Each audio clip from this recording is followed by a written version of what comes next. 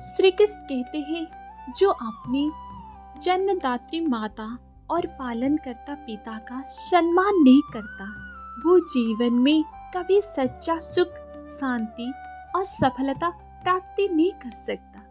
अतः माता पिता का सम्मान, ईश्वर की पूजा, उनकी सेवा सबसे बड़ा यज्ञ, उनकी खुशी सबसे बड़ा आशीर्वाद, उनका आशीर्वाद जीवन की सबसे बड़ी पूंजी। एक कहानी है। एक छोटी सी गांव में आरव नाम का एक होशियार लड़का रहता था। पढ़ाई में वो हमेशा अव्वल आता था। उसके माता पिता बहुत साधारण लोग थे। पिता खेतों में मेहनत करते थे, माँ दूसरे के घर में काम करके घर चलाती थी। उन्होंने अपना पूरा जीवन अपने बेटे के भविष्य के लिए लगा दिया। समय के साथ आरव बड़ा हुआ और शहर में अच्छी नौकरी लग गई। अब वो सूट बूट पहनता, बड़ी गाड़ी में चलता और बड़ी लोग के बीच में उठने बैठने लगा। धीरे धीरे उसके भीतर घमंड आ गया। जब वो गांव आता तो माँ के हाथ का बना सादा भोजन उसे अच्छा नहीं लगता। पिता का साधारण बातें उसे बचकानी लगती थी। वो उनसे कम बात करता, कटु शब्द बोल देता और जल्दी शहर लौट जाना चाहता।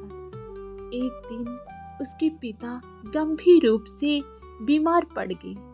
माँ ने कांपते हुए आरव से फोन किया।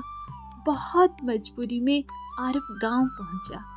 अस्पताल में पिता को कमजोरी अवस्था में देखकर उसकी आंखें भर आई। डॉक्टर ने बताया, वर्षों की मेहनत और चिंता ने उनके शरीर को कमजोर कर दिया है। उसी रात पिता ने धीमी आवाज से आरव से कहा, बेटा, हमने तुझे बहुत प्रेम से पाला, बस इतना ही चाहा कि तू खुश रहे। यह सुनते हुए आरव के हृदय में फट गया। उसे अपने सारा अपमानजनक शब्द, अपना घमंड, अपना व्यवहार याद आने लगा। वो माँ के पैरों में गिर पड़ा। माँ ने उसे उठाकर सीने से लगा लिया।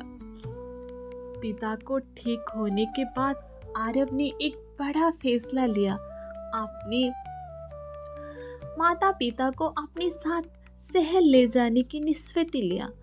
अब वो उनके साथ समय बिताने लगा, उनकी सेवा करने लगा। कुछ महीनों के बाद उसका जीवन भी बदल गया। जो मानसिक अशांति उसे पहले घेरे रही थी, वो अब शांति में बदल गया।